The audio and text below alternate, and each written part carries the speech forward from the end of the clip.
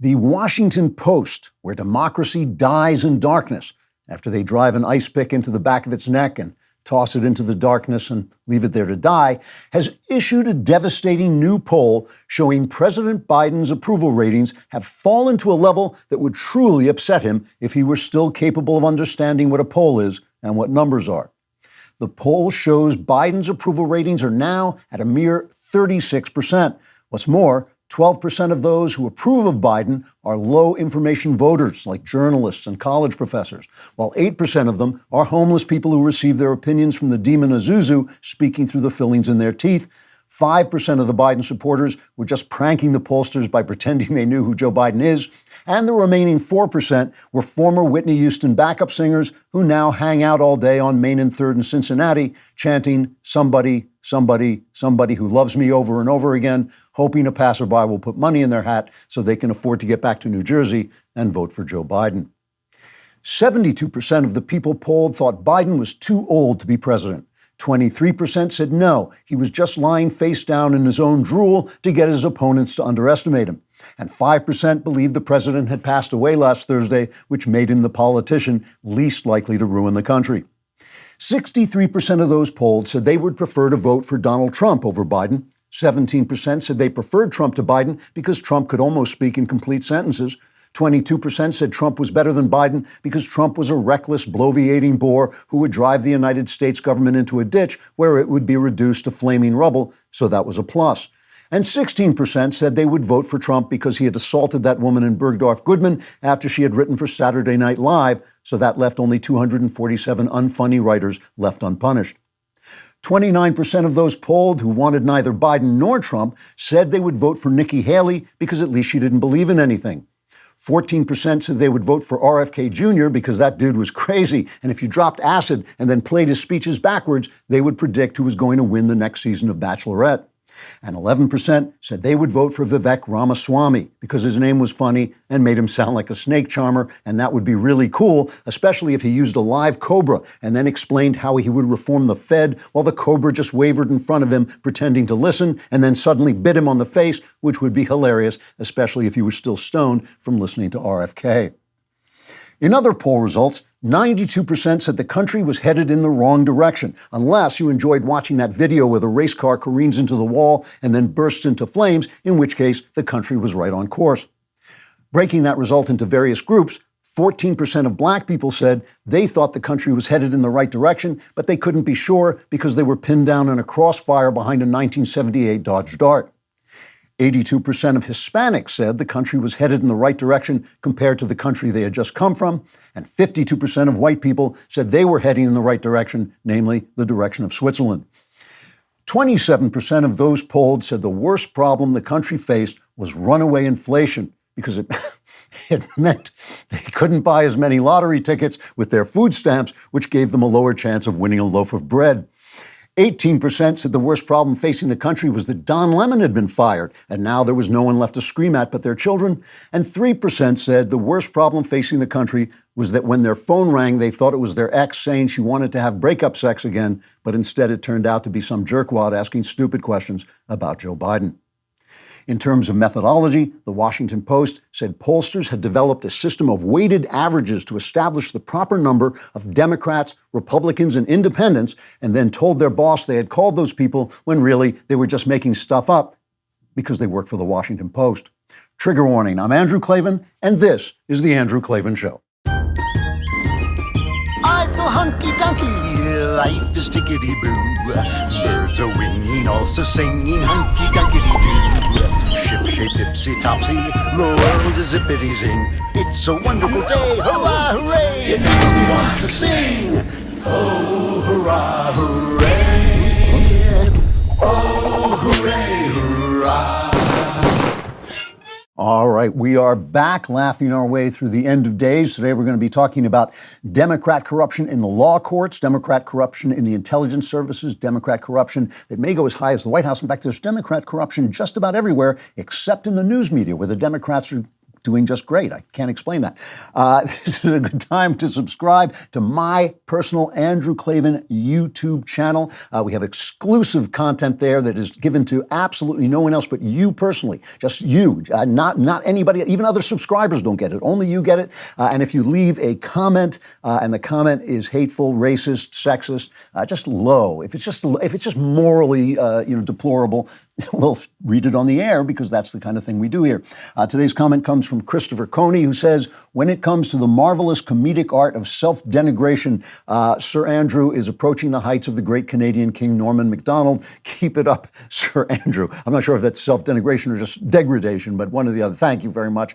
Obviously, no one should compare anybody to Norm MacDonald. He was incomparable. One thing I want to mention that coming up in a couple of weeks, I'll tell you more about it in a little while, but coming up in a couple of weeks, we're going to have some big changes in the show. We're going to rearrange the format of the show. And one thing we're going to do is make it easier for you to send in comments both about the show and mailbag questions if you want. We have a dedicated mailbag now called Klavan Clapbacks, both spelled with a K, K-L-A-V-A-N, and Clapback spelled with a K-L-A-P-B-A-C-K-S at dailywire.com. So you can send your questions right there. And before we begin, this show is brought to you by Moink.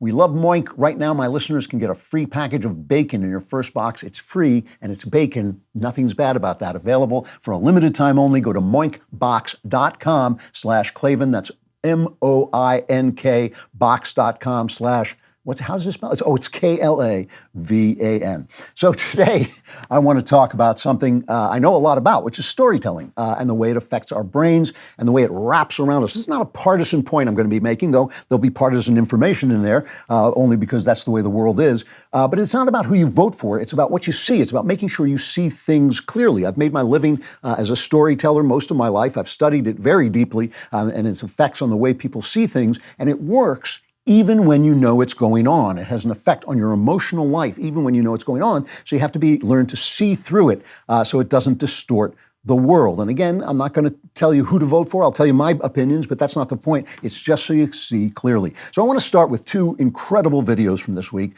One is your president, and unfortunately mine, Joe Biden. This is part of a softball interview with Stephanie Ruhle at MSNBC, where Stephanie Ruhle asked Biden about the rumors that Hunter Biden will be indicted. And here is what Biden said, cut to. My son's done nothing wrong. I trust him. I have faith in him. And it impacts my presidency by making me feel proud of him. He's proud. He's proud of Hunter Biden. And the House Oversight Chair, James Comer, who's been looking into this, he had put out a report this week. So I want to tell you, we're talking about storytelling. This is how the New York Times headlined. This is a former newspaper, in case you've never heard of it, former newspaper called the New York Times headlined the story about this report. This was their headline. House Republican report finds no evidence of wrongdoing by President Biden. After months of investigation, this is a subhead, and many public accusations of corruption against Mr. Biden and his family, the first report of the Premier House GOP inquiry showed no proof of such misconduct. That's true. It is true. There is no proof in this report that there was any misconduct. Here's what was in the report, and you can decide how that story is being told. The report showed that the Biden family, part of this I'm reading off a Wall Street Journal report, Biden family members and business associates created nearly 20 separate entities shortly before and during Joe Biden's vice presidency. And those entities used complex transactions to send up to 10, maybe even more than $10 million to 9 Biden family members. So they're shifting money around, hard to find out where it was, and would end up in the pockets of 9 family members, at least $10 million.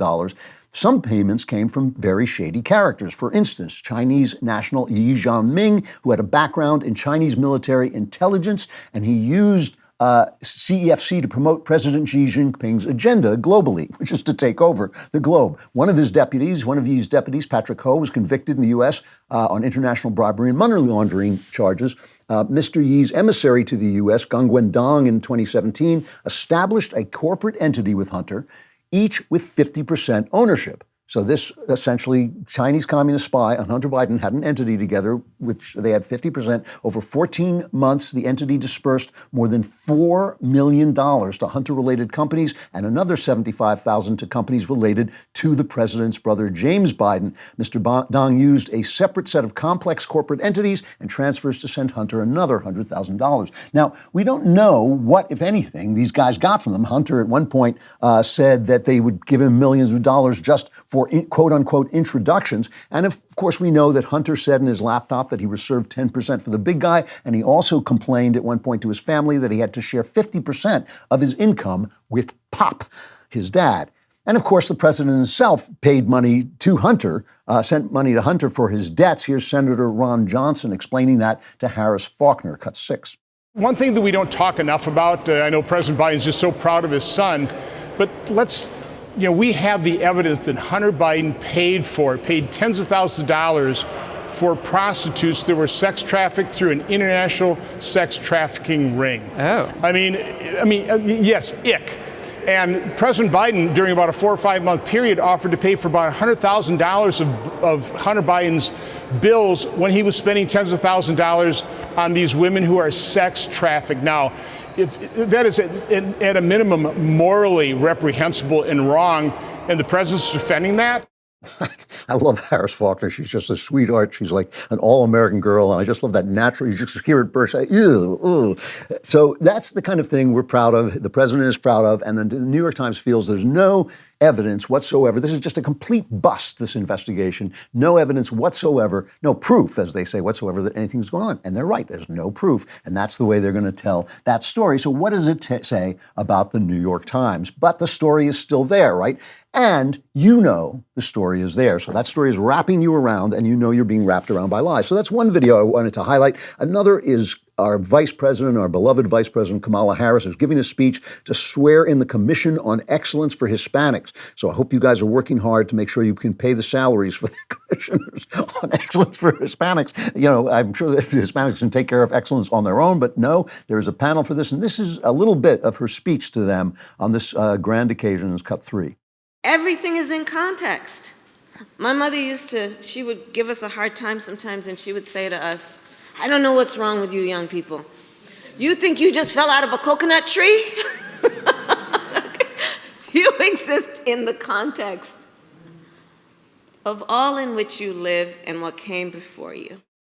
So you may have noticed that the vice president there is drunk off her ass. I mean, listen, I'm a writer. I know a lot of drunks, right? Writers mix with a lot of people who drink, and you can always tell when somebody's out of control when they show up at a public event. If you're not in your home getting drunk or in a bar getting drunk, and you're at a public event drunk off your ass, you're probably drinking too much. Now, you'll all remember that she was the one who was sent to make sure to fix that border.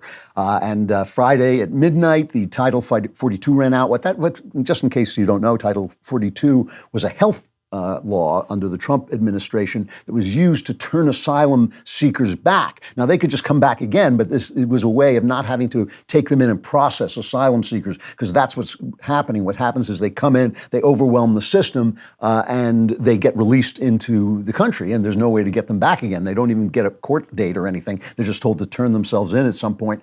And so this was a way of not letting them in. It was just a technique to do it, but it's done because Biden has sworn that he would get rid of all this stuff. And now, of course, there are people pouring into the country. And let's be clear about this. These are no longer people pouring in to do farm work. They're no longer pouring in from Mexico. They're pouring in from all over the place, including China. There's Haitians lined up. You know, it's just anybody who can get in, and they are basically being channeled in by the cartels. They're sending money back to the cartels, bringing fentanyl in for the cartels, implanting themselves for the cartels. This is a genuine disaster. Biden is sending 1,500 troops down there, but they're not there to enforce the law. God knows we wouldn't want them to do that.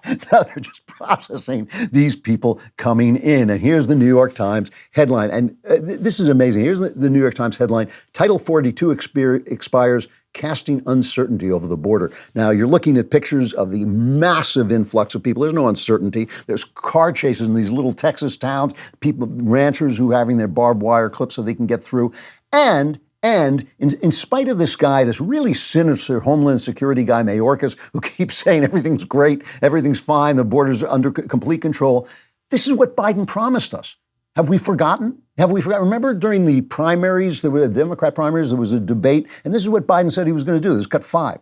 What I would do as president is several more things, because things have changed. I would, in fact, make sure that we immediately surge to the border. All those people are seeking asylum. They deserve to be heard. That's who we are.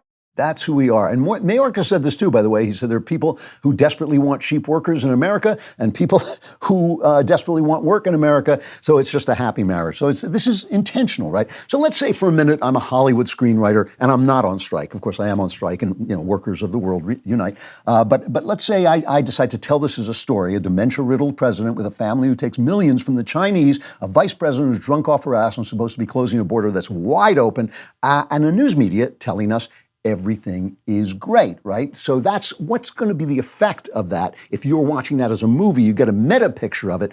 What are you going to be seeing in that movie? Now, we know that Biden's campaign advisor, Anthony Blinken, who's now the Secretary of State, we know that, according to former CIA head Michael Morrell, Blinken instigated the letter signed by John Brennan and James Clapper and all these other high-level intelligence officials saying that Hunter's laptop, where a lot of the evidence of this corruption was enclosed and it came out before the election, they signed this letter saying it was Russian disinformation, all the hallmarks of Russian disinformation. And that was used to silence the New York Post, to knock them off Twitter, to silence the story, for all the news media to silence the story. And Biden, so now we know this came out of the Biden campaign, right? It was instigated by the Biden campaign, and they all got together to help give them a talking point. And Biden used that talking point at the debates. This is cut 7.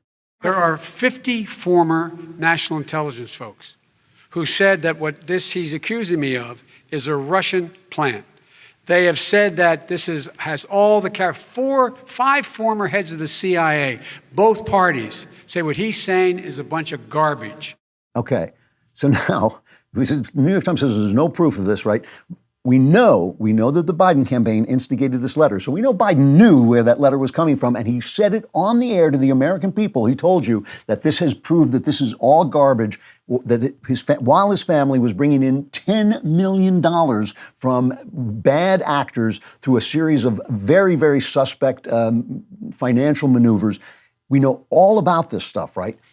This is a genuinely corrupt administration, and we're going to hear more about this corruption and how they're treating the January 6th prisoners, all that. Now let's go back now and take a look at the way his inauguration was reported across the mainstream media, the big media, the matrix media, let's call it. This is cut 1. This is Biden's inaugural being reported.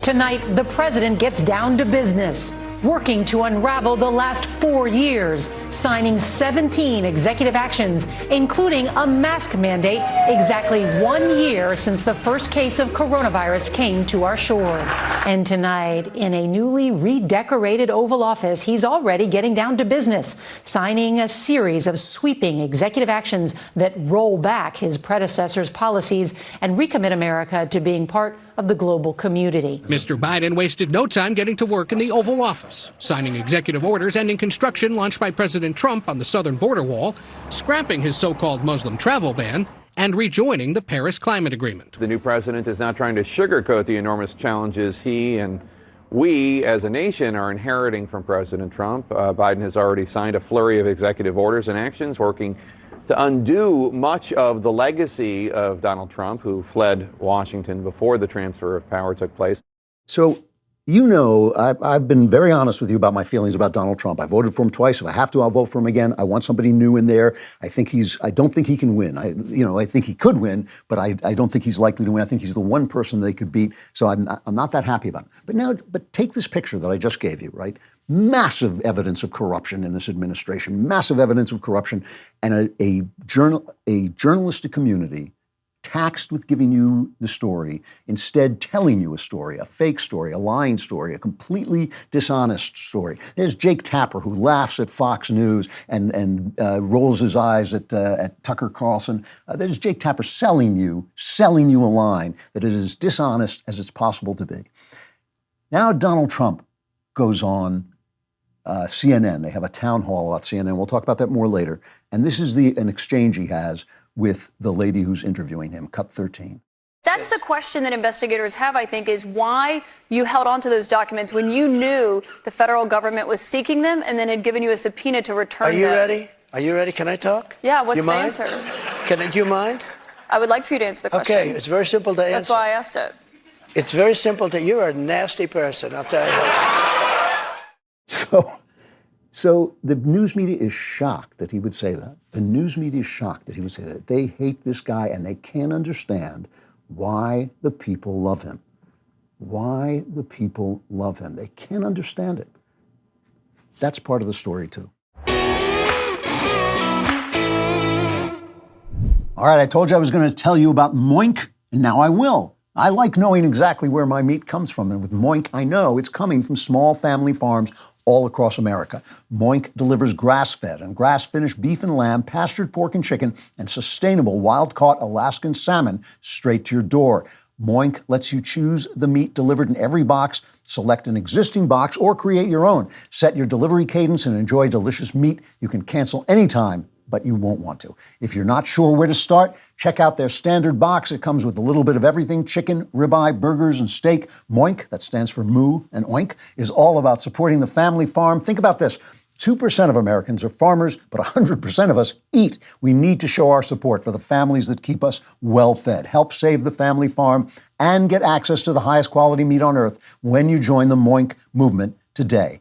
I was just talking before the show. Danny says he's been eating the Moink bacon. He says it's absolutely delicious. I can't wait to get my box. I'm bugging him for it, and then I'll give you my own report. But meantime, you can go to moinkbox.com/Klavan and get a free package of bacon in your first box. That's free and bacon, right? Free bacon. There's nothing bad about that. That's moinkbox.com/Klavan, spelled MOINK, box.com/Klavan, which is, guess what? It's KLAVAN, moinkbox.com/Klavan.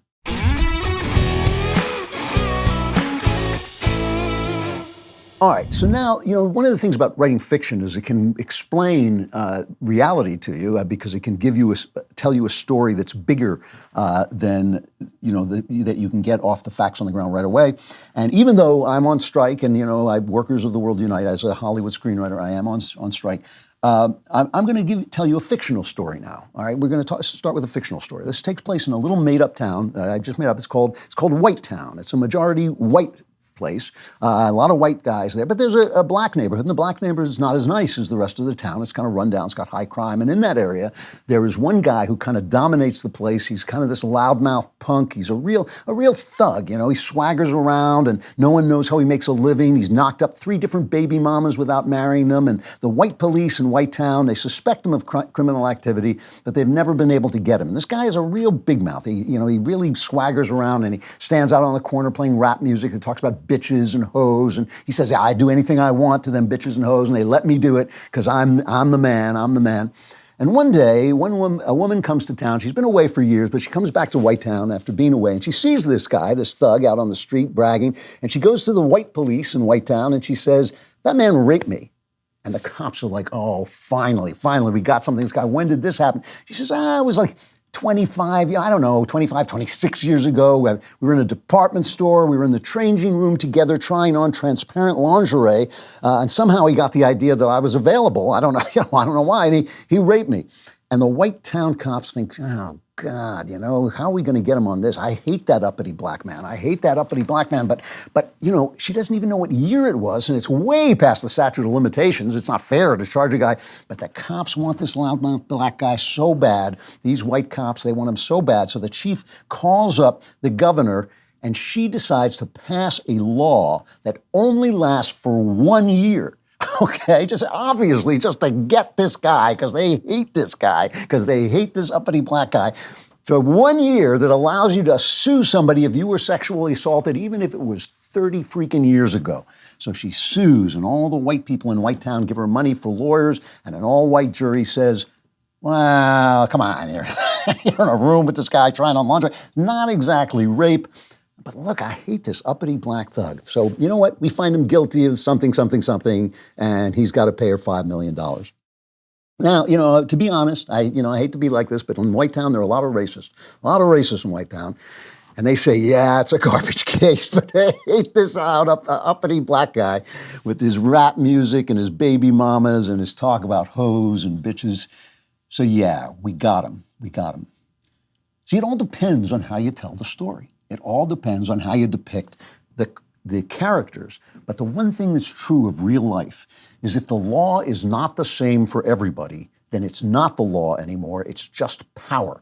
It's just the power of the people in power. That's all the law is if you don't use it fairly. The rule of law ceases to earn respect and ceases to deserve respect when you abuse it. Now, let's step out of the story for a minute. And again, I'm going to tell you, because I'm always honest about this, I really have problems with Trump's character. He is grotesque, he's boorish, he treats people badly. And you know why the press hates him so much?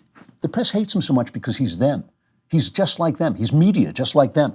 He tells a narrative just like them. He never apologizes, just like them. He destroys the opposition just like they do.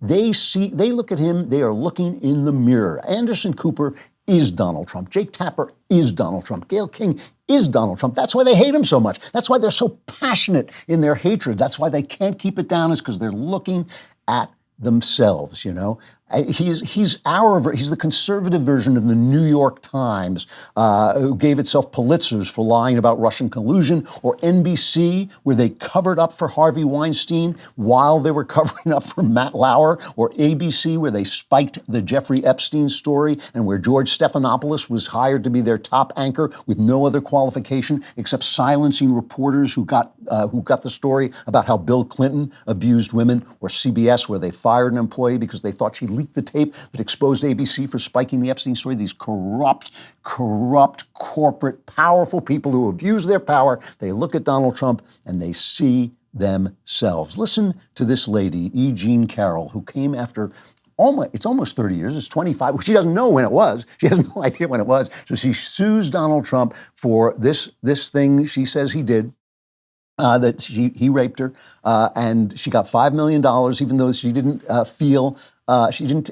It's funny. Her story was that he shut the door of the dressing room in Bergdorf Goodman, and then pushed her in, and he says he forced his penis into me. Now, obviously, that's rape. That's by definition rape. As she says, it was so traumatic she's never had sex again. And the jury said, no, it's not true. We don't believe that. It's not true, but here's $5 million. It's like, I don't even know what he was convicted of. And how I feel about people who mistreat women. It is a horrible, horrible thing to do, but I don't understand. I don't understand what they found him guilty of. But one of the most telling moments. Now, I told you that story so you could see just how unfair what they did to him is. 1 year, there's a law for 1 year that suddenly takes away the statute of limitations. Listen, I know the statute of limitations is painful, but there's a reason there's a statute of limitations. How do I defend myself if somebody comes along and says 25 years ago he did something to me? How on earth can I defend myself against that? So she goes on CBS Mornings with Gayle King, who's a known Democrat donor. And listen to this exchange between Gayle King and this lady who claims that Trump raped her. Let's cut 8. Let's start with you, E. Jean. You have never wavered over these years. The jury came back for many people surprisingly fast. What did you think when you heard their decision? I had the exact reaction you just had before the camera came on. You said when you heard it, you went, hooray! That's how I felt inside. Every blood vessel in my body jumped up with a complete and utter joy. It was a wonderful feeling. So if you weren't watching, you were just listening, Gayle King's look is just like, oh, I got caught. She got caught. It's like, it's just this terrible moment when we realize that when we find out that this obviously jiggered law, this obviously unfair lawsuit, this obviously funded event with a jury of 9 people who in New York, let's face it, Trump's never going to get a fair hearing in New York. That she says, hooray, this is the newswoman who's bringing you the news.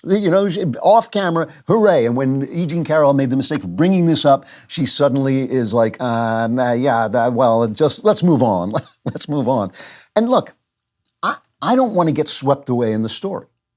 because I don't think this makes Trump a good guy. We know what Trump's attitude toward women is, and I'm sorry, I'm not going to lower myself to his level. It doesn't raise him up to lower myself, to say, well, he's an alpha, he's a rich guy. No, this is a guy, we a lot of times we try and dismiss that Hollywood Access tape where he said women will let you grab them if you're famous, because we all know there's truth to that. There are women who will let famous people do anything they want, and women are sometimes slow to object and don't even register that they've been abused as badly as they are. But he says on that tape, I will kiss them. I don't even wait for them to ask. I will go after them. He was, he was running all those beauty contests. He was known for walking into rooms while the women were naked. He even joked about it with Howard Stern. This is clip 9.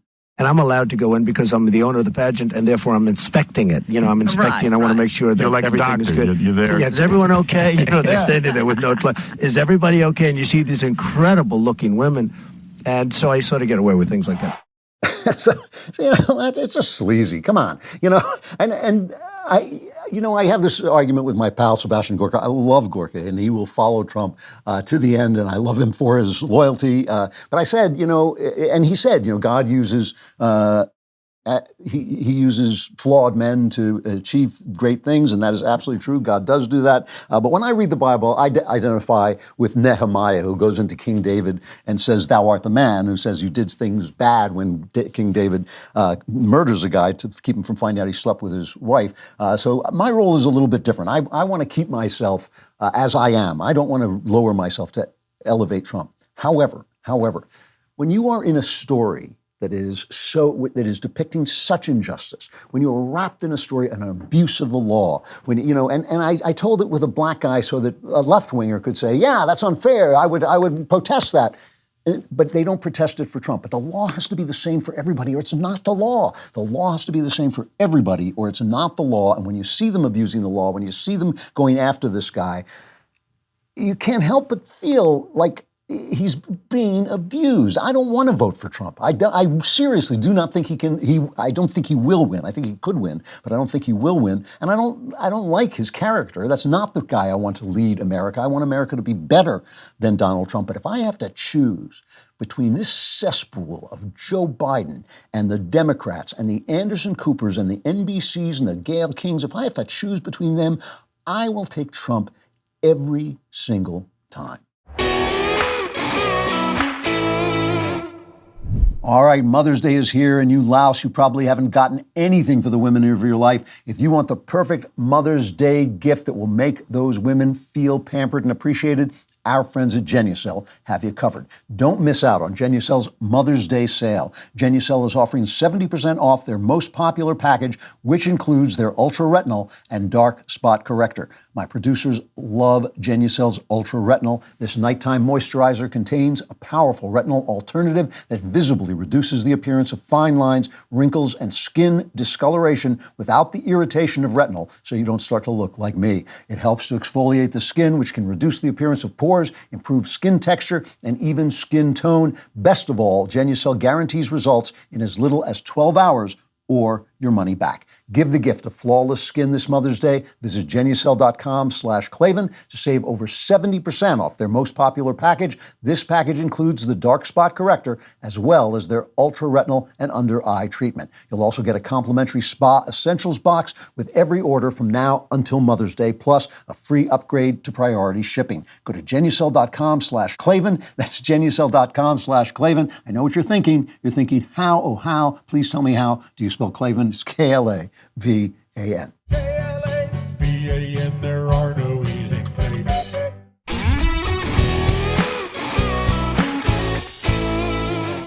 So the way I see the story, the way I would tell the story, if I weren't on strike, because I am on strike, so I can't tell stories, but the way, and workers of the world unite, but the way I would tell the story is you're living in a town where basically you're being beaten up by bad guys. It's a Western. You're being beaten up by bad guys, the good people, the people who don't have guns, the people who want to teach their children, the people who want to build their businesses, the people who want to run their shops. are being beaten up by the Dirk Magoo gang who ride into town and shoot the place up and abuse the women and blow things away. And finally, the people in town get tired and they bring on their own gang of gunfighters. You know, the Magnificent Seven, they bring in their own gang of gunfighters and they fight back. And the bad guys are like, that's not fair. These are mean people. That's the story. That's the story. For 40 years, 50 years, 60 years, we've been listening to these creeps, these liars, these clowns on CNN, these Tappers and Coopers and Gayle Kings and all these, George Stephanopoulos, we've been listening to these people tell us we stink. And now they're shocked. They're shocked to see themselves come back at them. They're shocked to see that we hired a bad guy to fight back. And that's it. It's a Western. It's that simple. It is that simple. And they can't stand it. And so they bring Trump on CNN and they can't understand why people love him. And not only do people love him, but the people who have been protected or sided with the bad guys all this time, with the thugs, with the Dirk Magoo gang, those people are furious. So suddenly, in the aftermath of this town hall on CNN where Donald Trump just wiped the floor with this poor woman, Caitlin Collins, is that her name? I mean, it was like, I said on Twitter, I was glad she had long hair because when he was mopping the floor with her, it would clean up better and she wouldn't hurt her head so much. So they're just being absolutely excoriated. Why did you let Donald Trump come on a news station just because he is the leading contender for the Republican nomination for president? That's no reason to cover him on the news. So people are furious. And Anderson Cooper goes on and he apologizes.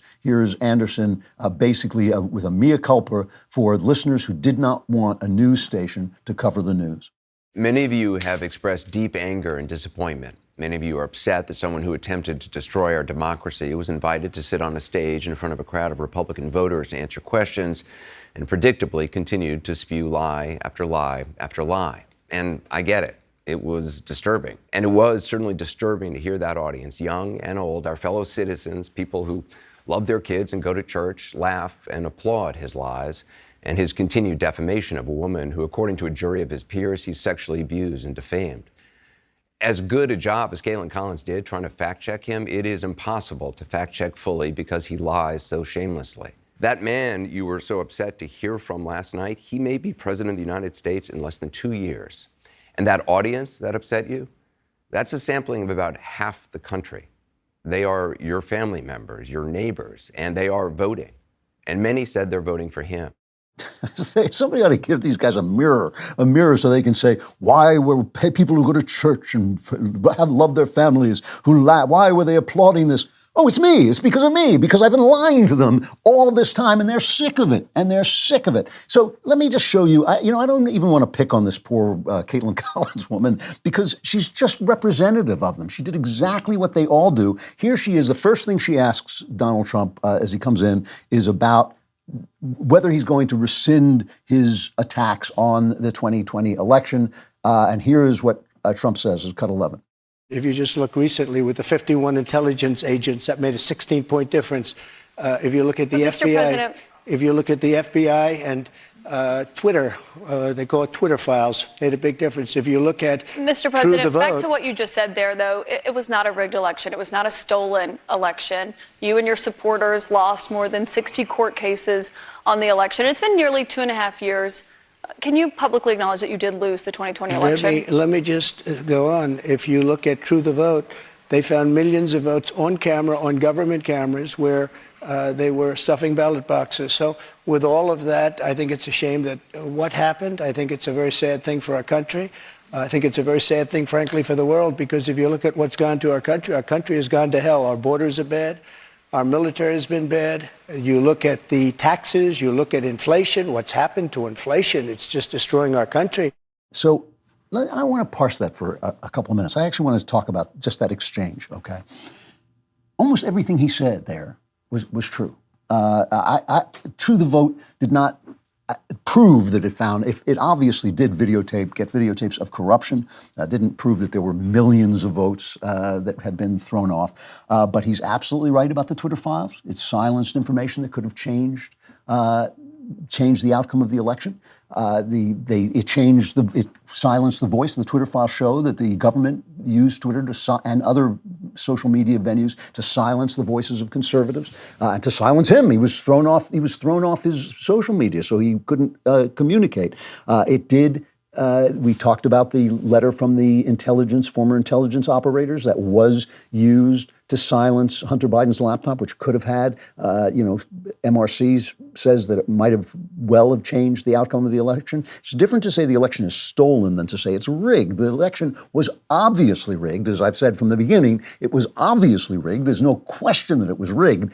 I'm not convinced that it was stolen. He has the right to make that point. But what would you do if instead of trying to kill Godzilla, which is what the media is always trying to do, because they look at him and they see themselves and they hate themselves as they should hate themselves because they have screwed up the country by telling their lies. They should hate themselves and they see themselves in Trump, so they hate Trump. Instead of acting like he's Godzilla and they're there to bring him down, what if they acted as if he were a human being with a point of view that many of us share, and wanted to find out about that point of view? What would it be then? They keep saying, well, she couldn't fact check in real time. This is their excuse for it. But why couldn't she just ask him about this? Let's talk. What do you mean about this? She didn't even ask him what he meant about that intelligence letter. That's all proven. I mean, it's as good as proven that came out of the Biden campaign. It was reported as news by all of them. Do they owe a mea culpa? Do they, instead of asking for him to take back his words, do they take back their words at all? She doesn't even ask. She doesn't even have the intellectual curiosity to find out what he means about the Trump files. She's probably never even heard of the truth of the vote thing. I know these people don't pay any attention to what conservatives are saying because they're so certain of their righteousness that they're willing to lie and cheat and distort things. So why do they think he looks good? If they're looking at him and they see, as Anderson Cooper himself said, they see this monster of dishonesty on the one hand, and on the other hand, they see their neighbors who go to church and raise families and run their businesses, and they think, there's a disconnect here. There's a disconnect here. What is it? What is it? They don't understand. They don't understand that you cannot spin a web of lies forever and not get caught, because lies actually are lies. There are such things as lies. See, we'll talk about this in the culture section in a minute. The left has a theory that they can actually change reality by telling different stories. But as a lifetime storyteller, I will tell you that is not the case. You can't do that. But they don't even have the intellectual curiosity or the self-awareness or the self-questioning to ask themselves why so many decent people vote for a guy that they think is beneath them. They don't, and why didn't she say that? Well, why didn't she say, all right, let's, you just made a bunch of accusations. Let's take each one of them in turn. If they treated Trump fairly, by the way, Trump might blow himself up. But as long as they continue to treat him like trash, when he says to her, you're a nasty person, I don't reel back, none of us reel back. She may not be a nasty person herself, but she represents a nasty, corrupt, devious, and deceitful medium that has been taken over by huge corporate entities that support a huge government and do not support the freedom of the American people. And when he stands up for that freedom, no matter what the flaws of his character, he just sounds like America, and that is why people are supporting him. They are surprised when it turns out in our narrative, they're the bad guys, not Trump. Getting a good night's sleep is essential for your physical, mental, and emotional well-being.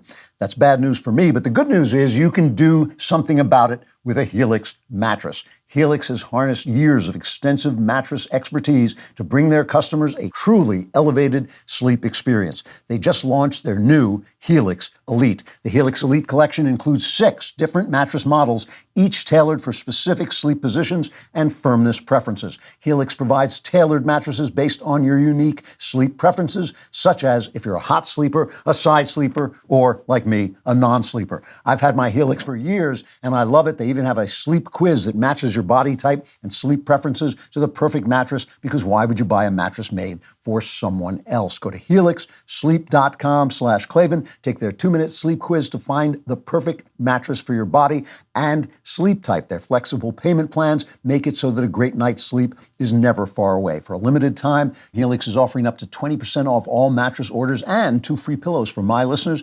This is their best offer yet. So hurry over to helixsleep.com/Klavan. With Helix, better sleep starts now. I can promise you these things are comfortable because I'm up all night, so I know I'm comfortable. That's helixsleep.com/Klavan, Klavan.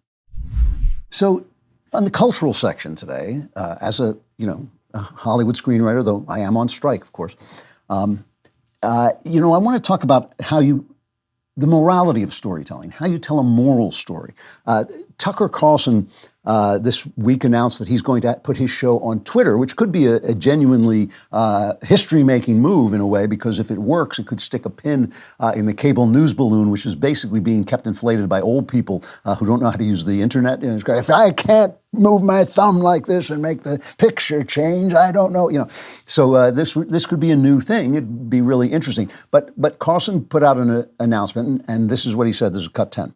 You often hear people say the news is full of lies, but most of the time that's not exactly right. Much of what you see on television or read the New York Times is in fact true in the literal sense. It could pass one of the media's own fact checks. Lawyers would be willing to sign off on it. In fact, they may have.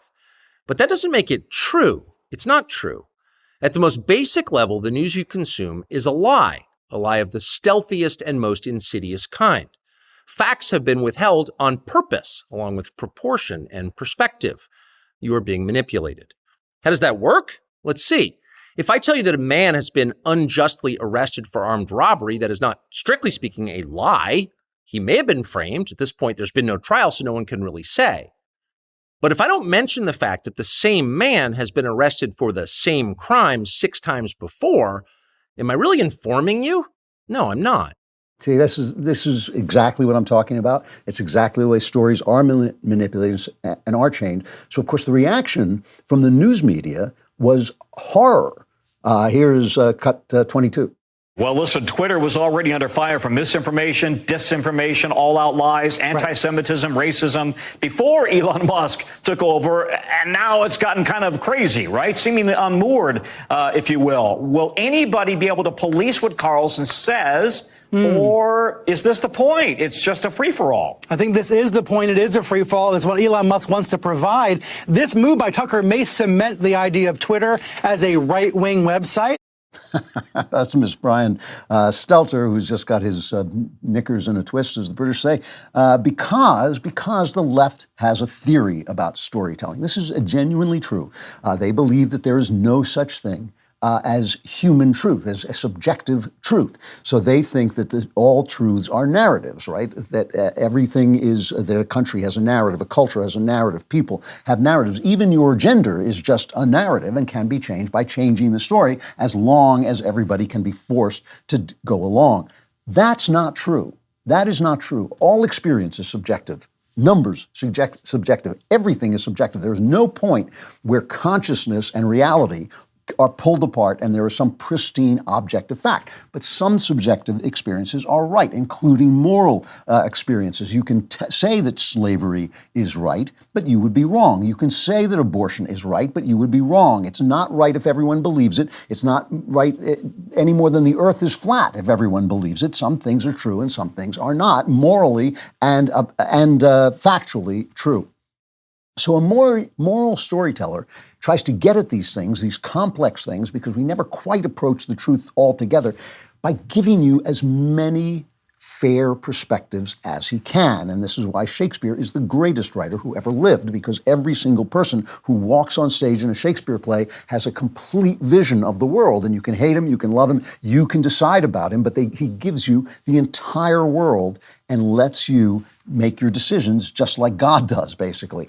So I want to talk about a film that is not Shakespeare. It's called Emily the Criminal, and it's a good film. It's not a great film, but it does have some wonderful directing. It's written and directed by John Patton Ford. It has some wonderful acting in it. It's got that Aubrey Plaza, whom you've probably seen in Parks and Rec, and she was in the second season of White Orchid. Her range is a little bit limited because she has the best resting bitch face in all of Hollywood. When she's just sitting there, she just looks like a really nasty girl.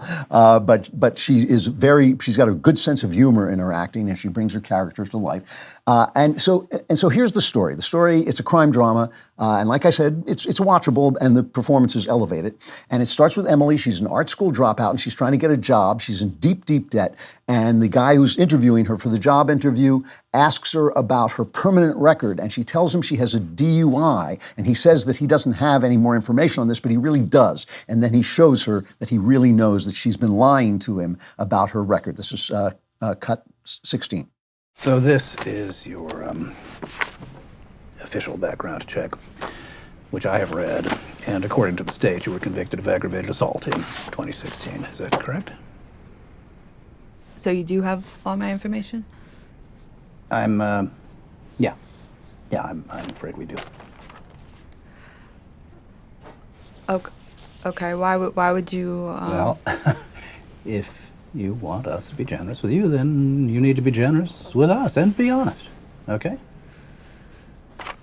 Okay. This is a very important job. You'd be handling private medical files. Right. Right. You're right. I'm sorry. Yeah, let's start over. Okay? Okay. Can you tell us what happened with the assault? No. So you see, then absolutely goes off in a storm of obscenities, and she storms out because she feels she's been tricked, and she has been tricked. It's a terrific scene because all of us have been caught in a lie at some point. That happens to all of us at some point. We get caught doing something we shouldn't do, and it's humiliating, and we can identify with her. We can feel for her, but we also see it from the recruiter's point of view, right? From the interviewer's point of view. He's got a job. He wants to know if she's going to be honest, and she wasn't. So she's caught, and she storms out, and we see her life. We see that she's working for a sort of Grubhub. I said that she was in White Orchid. It was White Lotus she was in. We see that she's working in Grubhub. She's just trying to make ends meet. She's got snowed under debt and all this stuff. We're sympathetic to her, but we also see that she's got a troubling personality. She has committed an assault. She does go off on people. And so she gets pulled in to a criminal enterprise where they are doing credit card fraud. They're using stolen credit cards to buy things.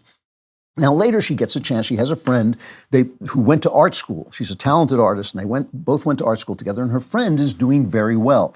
And she's working at this fashion company, and she arranges to get Emily an interview with Gina Gershon as the woman who runs the company. And so now we see this scene again. And Gina Gershon, just like the other guy, asks her about the assault, and she tells the truth this time, so we feel like she's learned her lesson. And she's being sucked into this criminal enterprise, so we know she wants out, and we sympathize with that. And here's a little bit of this exchange after Emily finds out that what she's interviewing for is not really a job. It's an internship where she's going to have to work full-time and not get paid. You do realize this is a very competitive position. Yeah, sure. I understand that. What I don't understand is how you feel so comfortable asking someone to work without pay. You know, when I was your age, they told me all I could be was a secretary. Okay, but secretaries get paid. That's not the point. Well, when you were my age, did you have $60,000 of debt? How about this? When I was your age, I was the only woman in a room full of men. But you had a job. Okay, you know, know, you're getting paid. Am I wrong? I don't have the time for this. Clearly, you're a bit spoiled. Spoiled? Let me be frank with you. You don't belong here because you think everyone is out to get you. None of us are out to get you, especially. Right. I'm trying to help you. This was fantastic, Liz. Thanks very much. Thank you. No more talking. Just leave. Thank you so much. If you want to tell me what to do, put me on the payroll. How about that?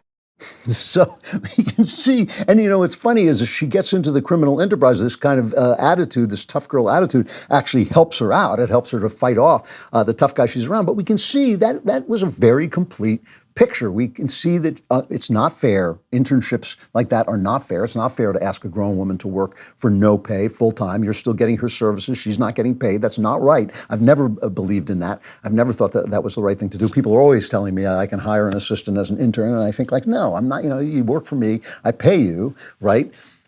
But you can also see that who would hire her? Would you hire her? And on top of which, my favorite part of the scene is that Gina Gershon has faced in her career unfairness. She's been a pioneer. She's been tough. And Emily's friend, who's sitting in the room too, has also dealt with an unfairness. So it's not just her generation. It's not just that. We know this woman is kind of out of control. All right, so that's how you tell a story, and that's how you tell a news story too. If Anderson Cooper had the chops as a newsman, if Jake Tapper had the honesty as a newsman, if Gayle King had the honesty as a newsman to say, here is Biden's rank corruption, and here are the ways in which his use of power is just not fair, Donald Trump would have no power. He would never have been president of the United States. Donald Trump would never have been president of the United States if the American people got the news. If their stories were told as honestly as this story. Now, this story is probably told. I don't know who this director is. I've never. This is his first film. He's probably a left-winger. He's probably got left-leaning ideas. However, he tells his story fairly. He gives us, the only thing he doesn't give us is he doesn't show us the people who are the victims of the credit card fraud. He shows us the stores who are the victims of the credit card fraud, but not the individuals who get caught. And I know that sometimes credit card people will pay you if you get defrauded, but still, it's a horrible thing to have your life thrown into that kind of mess. And so there are victims of the crime.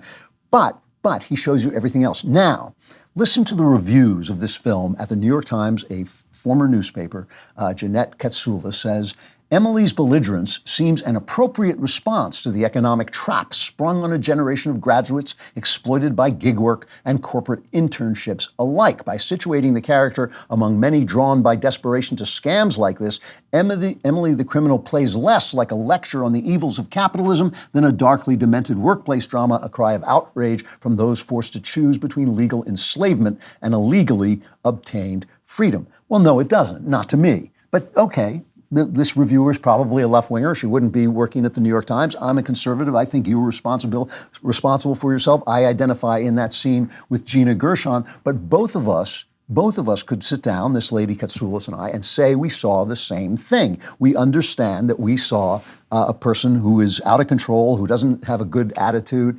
and is also in a situation that's unfair. The difference is I'm a little bit more of a hard character. I'm going to say, well, unfairness is always there, right?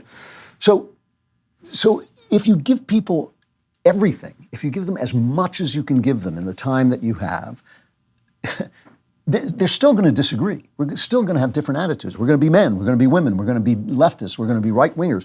But we can have a healthy debate. We can be in a room and be friends with one another, even as we disagree with one another, because we see the same things. I always say this about Ben and I. Ben and I have wonderful arguments, and sometimes we have ferocious arguments because we see the same thing. We see a lot of the facts. We see when our side is acting badly, and when their side is acting badly. We see the same facts, and we have different approaches to them. You know, this woman is spoiled, but life is also unfair. Now let's transpose this to real life, okay? It's still true in America. If you finish high school, if you don't have kids until you get married, if you try not to get married until you're, say, 21 and you have a full-time job, it's still true you won't be poor. But it's not hard to understand that if you have no father, or if you grow up without a father, and if your mother isn't totally pulled together, you don't learn those skills. You don't learn it. Maybe there's a gang out in the street that's easy for them to pull you in. So you look at a poor kid, one person might say, hey, he's behaving badly. He's not taking responsibility for himself. And another person might say, yes, but look how sad his life has been. Maybe we can do something about that. So AOC comes to you and says, oh, it's racism and everybody's racist. And I say, well, okay, but all of us have had some kind of unfairness in life, and some people have more unfairness than others. Somewhere along the line, people have to take responsibility for themselves. At least we can argue about it if we see both sides. Maybe, it really depends how you show that kid growing up. If you show him that he's helpless, he's small, he's got no father, he has to fend for himself, yeah, we have sympathy for him, but we might also see that he's like Emily the criminal and he's not really well set up to take advantage of what opportunities there are.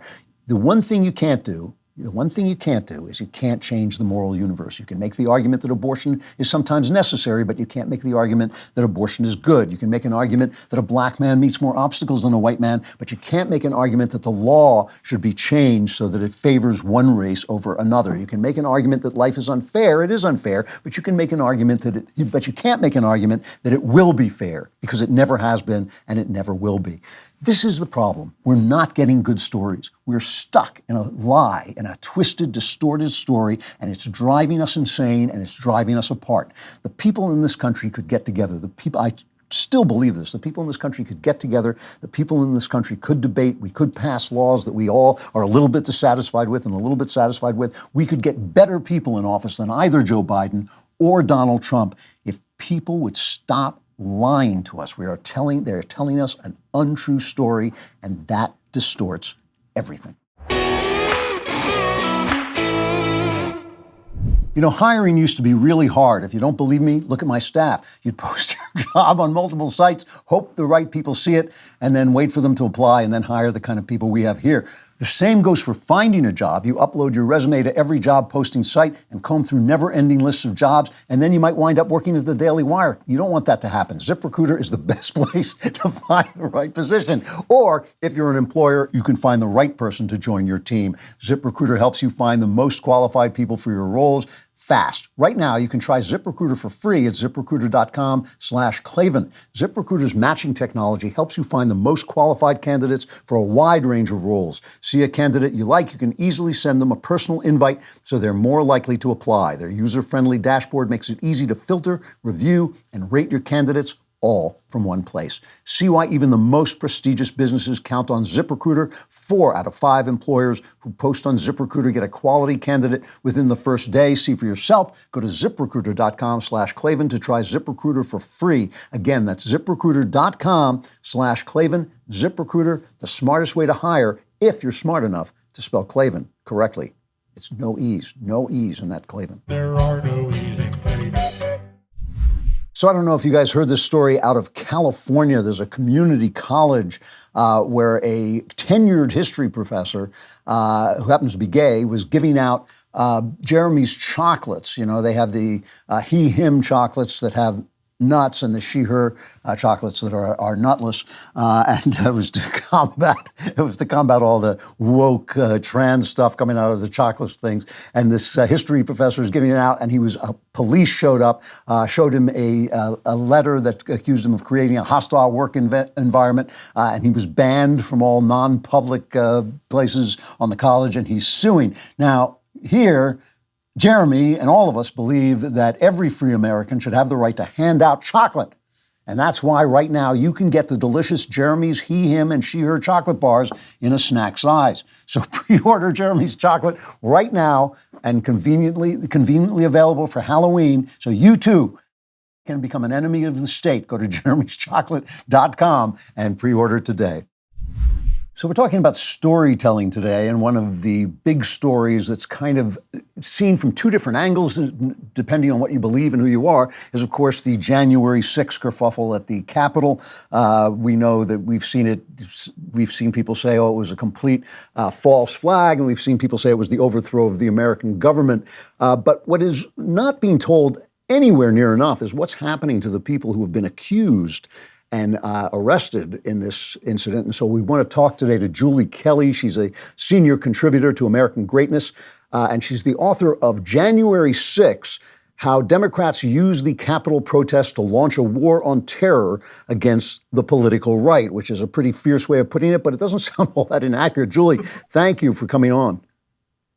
Andrew, thank you so much for having me on. I really appreciate it. So tell us, give me a kind of big picture of what's happening to the people. There have been about 1,000 people arrested, if I'm correct. What is happening to those people? That's correct, Andrew. More than 1,000 people have been arrested and are being prosecuted by the D.C. U.S. Attorney, Matthew Graves. Most of those individuals, by the way, have been charged with misdemeanors, low-level offenses such as parading in the Capitol. Nonetheless, the prosecution and investigation continues. Matthew Graves, a Biden campaign advisor and Biden appointee, has promised to arrest another 1,000 January 6 defendants over the next several months, bringing the total caseload to 2,000. So this is really a selective political prosecution. At the same time, Matthew Graves, who has the unique position of prosecuting both federal and local crimes, is under fire from his own residents in Washington, D.C. for letting crime get out of control in his city as he fixates on the 4-hour disturbance now more than 28 months ago in the nation's capital. So are these people being treated? I mean, this is as opposed to people, for instance, in Oregon and Washington State who burned the Portland and Seattle to the ground, basically, but were pulled in and charged with minor crimes and then let go. Now, some of them are charged with misdemeanors. Are they being treated as if they were charged with misdemeanors? Are they out on bail? Are they free? Those who are charged with misdemeanors are not denied bail, like dozens of others, more than 100 Trump supporters who have been denied bail, some of whom languished in prison for 2 years before their trials began, even though they were charged with nonviolent crimes like obstruction or conspiracy. But nonetheless, Andrew, these people, even charged with misdemeanors, in many instances are subjected to armed FBI raids, hauled off as if they are domestic terrorists, because that's how the Biden regime and this DOJ considers anyone involved in the events of January 6th. They've referred to it as an act of domestic terror. And that's how these people are treated, even if they didn't go inside the Capitol. Even if they just walked in with police standing right there, walked in and out 10, 15 minutes, their lives are being destroyed by this Department of Justice. And so what's happening to these people is really heartbreaking. I cover it in my book and continue to report on it at American Greatness. But there's no end in sight for what Matthew Graves, Merrick Garland, and this Department of Justice are doing to punish Americans who protested Joe Biden's election on January 6th. What about the people who are in prison? Now, these are people you say they haven't been tried yet. Some of them have been in. I'm kind of stumbling over this. Some of them have been in prison for 2 years without being tried. And that's right. Really? That's right, Andrew. So, for example, members of the Proud Boys who were just convicted at trial last month, right? Some of them, at least 3 of them, have been detained in custody since January and February of 2021. They have no criminal record. 4 of them are veterans. One of them, Joe Biggs, is a Purple Heart veteran who had deployments in Iraq and Afghanistan. Nonetheless, Judge Tim Kelly repeatedly denied their release while DOJ dragged out their trial, added charges like seditious conspiracy, and their trial really didn't begin until first week of January of this year. Held as innocent men with no criminal record for 2 years. That's just one example. There are others who have been in jail for 12, 18 months, also awaiting trial. These are political prisoners. It is not an exaggeration to call them that, because as you know, prosecutors across the country are not only freeing repeat criminal offenders, they're not asking for bail. They're trying to get rid of bail. But yet Trump supporters in our nation's capital are handled far differently than real legitimate criminals in this country.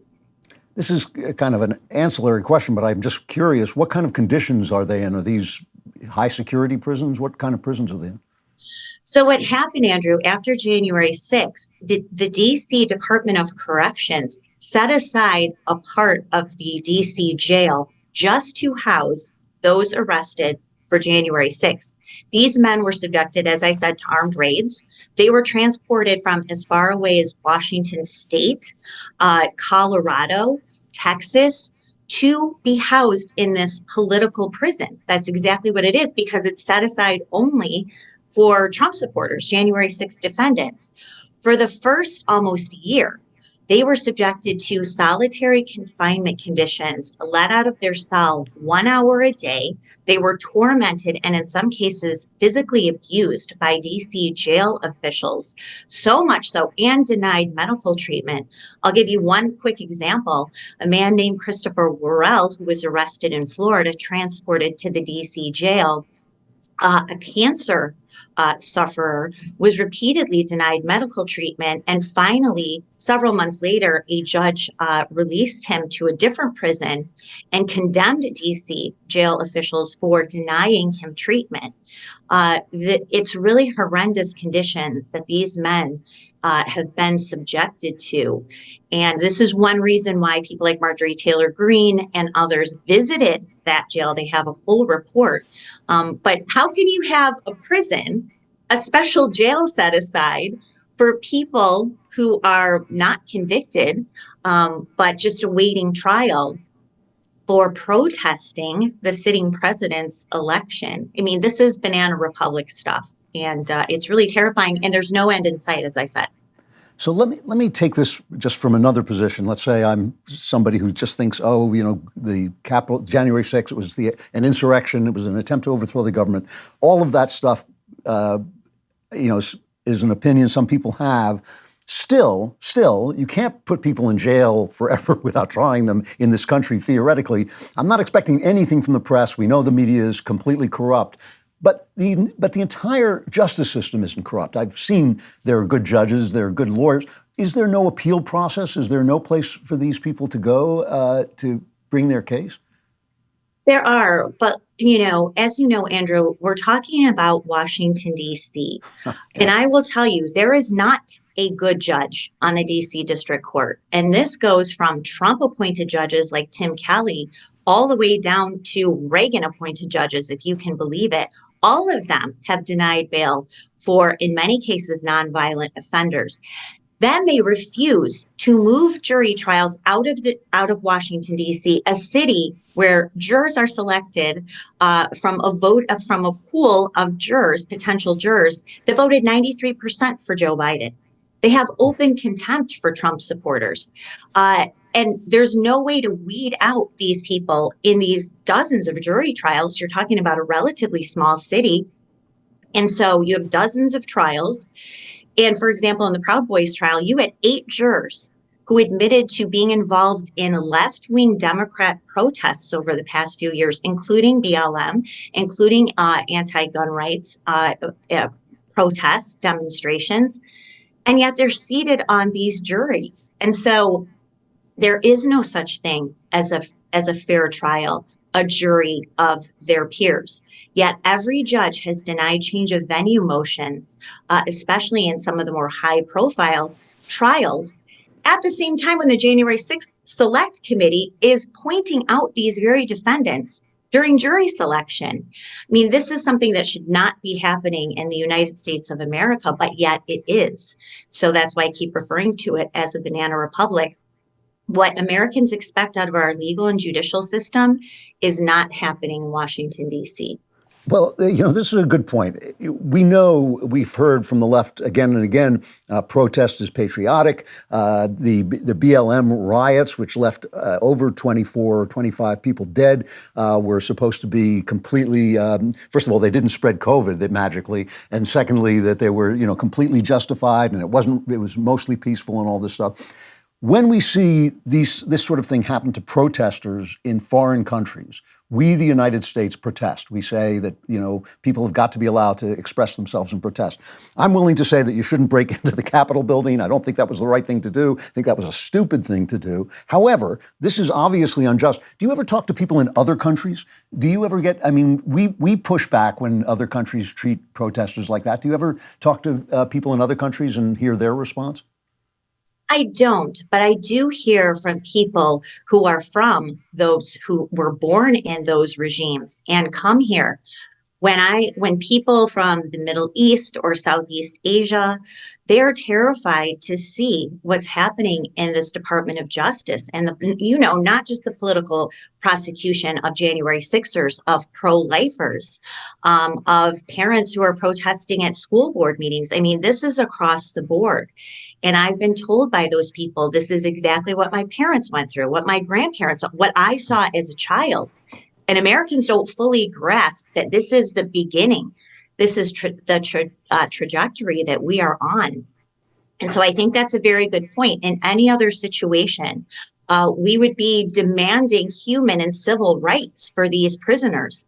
But yet this is cheered by the media, not just the media, but by Democrats and half of the country.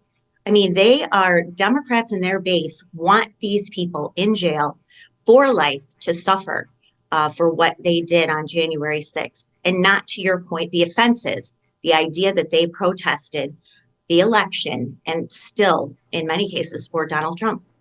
Has anybody, aside from obviously Tucker Carlson or anybody at Fox, has anybody invited you on their show to speak about this? Any network news people? So Tucker was a great advocate. It was a huge loss, his program, having him taken off air.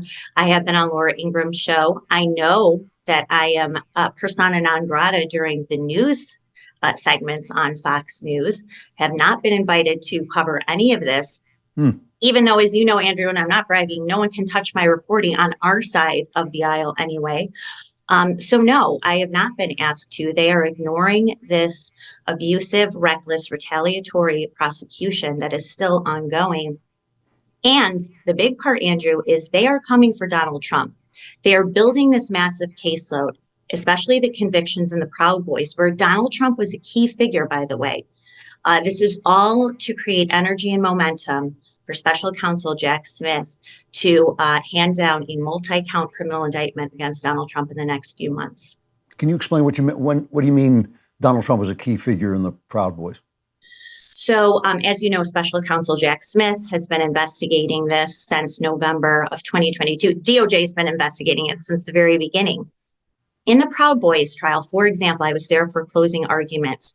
The assistant U.S. attorney, Connor Mulrow, the very first video clip he played for the jury was not of the Proud Boys committing treason. It was of Donald Trump's remark in the September 2020 presidential debate when, after being goaded by Joe Biden twice to condemn the Proud Boys, he said, as you know, Andrew, Proud Boys stand back and stand by.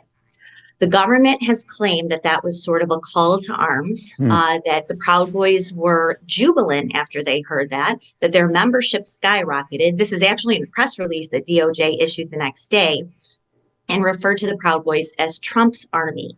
This is all by design. I've watched this for more than 2 years. They're going to use these convictions. They're going to use the evidence that they issued in the Proud Boys trial, and they're going to present that also to the grand jury and help concoct the same charges, perhaps seditious conspiracy, because 4 or 5 Proud Boys were found guilty of that charge. Seditious conspiracy, obstruction of an official proceeding, regular conspiracy, possibly tampering with evidence and witness charges as well. That's what the American people need to prepare for. And the fact that most, and including the conservative news media, has ignored this up until this point, or the point when Trump is indicted, I think is going to catch a lot of people off guard. So they're building a story. The story they're building is that Donald Trump essentially instigated an overthrow of the government, and they're doing it through these trials. Julie Kelly, thank you so much for coming on. Very disturbing stuff. Senior contributor to American Greatness. Her reporting is there. Her book is January 6th, How Democrats Use the Capitol Protest to Launch a War on Terror Against the Political Right. Julie, I hope we get to talk to you again here, some updates. Thanks very much for coming on. Love to. Thanks, Andrew. Thanks a lot. All right. The Klavanless Week is coming for those of you who are not subscribers and should be subscribers, but because you sinned by not being a subscriber, you will be plunged earlier into the Klavanless Week. And as I told you before, we have format changes coming up. I'll tell you more about them next week. I'm excited about them. It's going to be a little different around here. But one of the changes we're going to make is we're going to talk more. We're going to take in more comments about the show at the end. And we're going to receive those comments through a dedicated mailbox, which you can start using now for mailbag questions or for comments about the show, anything you want. It's Klavan Clapbacks at DailyWire.com. That's Klavan, and Clapbacks is spelled Klapbacks. So it's Clapbacks with a K at DailyWire.com. And you don't have to be a subscriber, so we're letting you in, as in fact we let you in to listen to the mailbag because we know it will change it'll change your life. Will it change it for the better? I couldn't tell you. However, we will now approach the mailbag. Here it is. Her cat was named Vagina. Yeah! Yes, I forgot that. That was her cat. That was what her cat was named. Which is kind of frightening when you come to think of it, but I don't want to think about it. All right, from Barry. I've heard you say several times on your show that you are an extremely slow reader. This is true.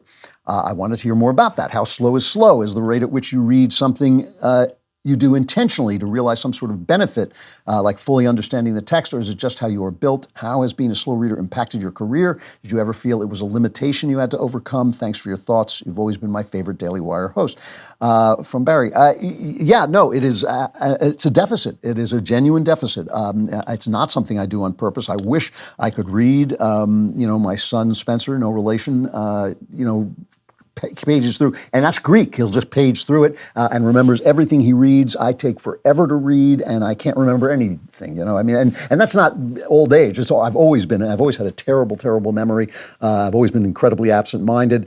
But I'll tell you something interesting, and it's always just really bugged me because I love to read. I mean, I just love to read, but it takes me forever to get through a book, and it has impacted my career because I have dedicated myself to being educated. As I wrote in my memoir, The Great Good Thing, I kind of lied, and I didn't cheat, but I skimmed my way through school, so I never learned anything, and it was only after I got out of school that I started to read all the books, and I just read all the books, and it took me 15 years. It took me 15 years to become an educated person of just reading book after book after book because I was so slow. And interestingly, the other deficit that I have is I have no sense of direction. And when you tell someone that you have no sense of direction, they laugh every single time. You say, I have no sense of direction. They go, ha, ha, ha, ha. But no, it's actually a deficit, especially for me because I'm an outdoorsman, I'm a hiker, and I can get lost in the woods pretty desperately. I've had a couple of times when I'm always a very good landmark watcher, but in the woods, there really are no landmarks. And so it's easy to get lost. And I have my sense of direction is so bad. It's like this. I not only don't know which direction I'm going in, I think I do know. And that's what's so troubling about it. I think I know the right direction. I go in that direction, and it's the wrong one. So when I'm in a hotel, and I'm frequently in hotels, I come out of the elevator, and every single time, until I remind myself with landmarks, every single time I will turn in the wrong direction to get to my room. It's an actual deficit. And I bumped into a woman once. I was at a resort where I was giving a speech, and I was hurrying to get to my speech, and I couldn't find it because I have no sense of direction. And I told this woman I have no sense of direction, and she said, "You're probably slightly dyslexic." And, when I described the actual condition to her, she said, I have children who are dyslexic, and being dyslexic and having no sense of direction go together. So maybe I don't see words wrongly, but maybe I have some kind of dyslexia, and it has really always been a tremendous problem. But I have also, as a benefit to go with my deficits, I have incredible discipline. So I have stayed up late into the night, tears pouring from my eyes, doing all the reading I have to do, and I still do that. And I've gotten a lot of stuff read, but it's tough. I have to work against it. From Kristen, Dear Hot Gandalf, since we're all just figments of your imagination, I know you are the only person who can answer this question with 100% accuracy, guaranteed. And if I can't, I'll just stop imagining you and you'll go away and you won't have a problem anymore. My question is about romance novels, writing, and porn. I'm a woman who enjoys romance novels from time to time. I think your jokes about romance novels being porn for women are hilarious and can definitely see where you're coming from. I know romance is like the junk food on a literary diet. I love to write and have tried several genres, and I always find myself more gravitated to the romantic side of stories. Over the past 2 years, in between being a stay-at-home mom to a toddler and having a second baby, I've decided to start writing romance, and it's like second nature. I love stories about love, even though I know it sounds conceited. I know I'm good at it. If it's porn for women, is it a sin to try to get a romance novel published? Absolutely not. It is a sin to write pornography. And some romance novels now are pornographic, I'm aware. And I think that, listen, I don't think it's a sin necessarily at all to write sex scenes. I've done it myself, and I think sometimes they're just part of the story, and they should be part of the story. But I do think there's something wrong with pornography. I think it's a toxin. I think it's toxic to dehumanize people in the act of sex. I think that it's easy to do, so it's much more important to humanize them in the act of sex, unless you're making the point, as I have done it in a couple of scenes, that they were acting in such a way that the sex dehumanized them.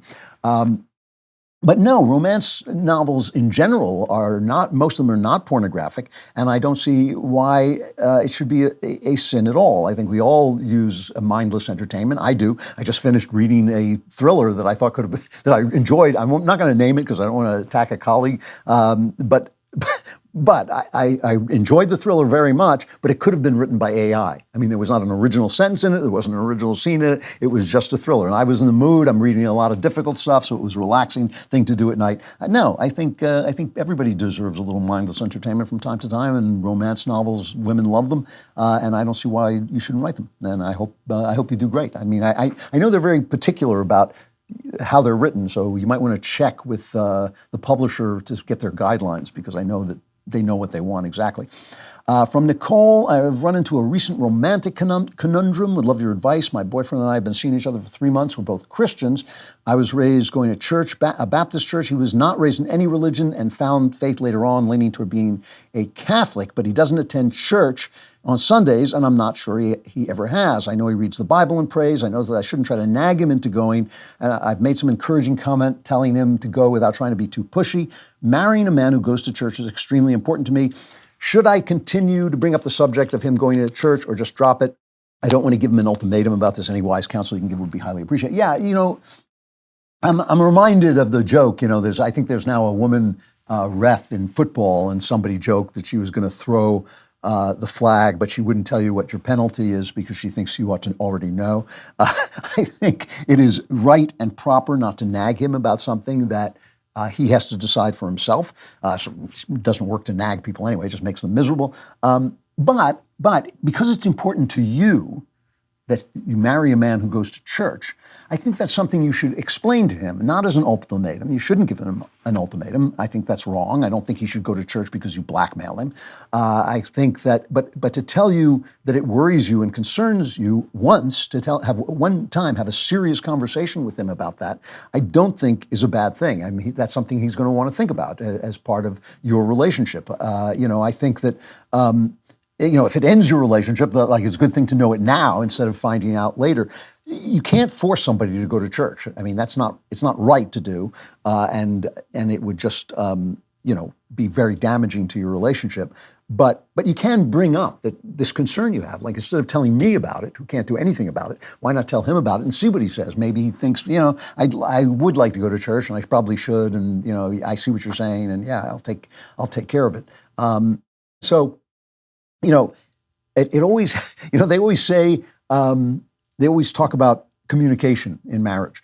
And I hate when people say that marriages work. I have not found marriage to be work. I've found it to be a great spiritual improvement of life and a joy. But it does involve communication, and it does involve not thinking like, oh, you should know what I'm thinking. You should know, what's on my mind. So that's just something you might want to bring up. It's a perfectly valid issue to bring up. We are now going to go into member block. If you are not a member, you are blocked from member block. So it's block member block, and that's too many blocks. So you want to become a member today. Go to dailywire.com/subscribe. Use code Klavan at checkout. You get 2 months free on all annual plans if and only if you know how to spell Klavan. And if you don't know how to spell Klavan, where have you been? It's Klavan. There are no E's in Klavan. I just make it look this easy. Now we will plunge you into the Klavanless week. So long. For those of you, though, who want to survive for another few minutes, come on over with us into member block.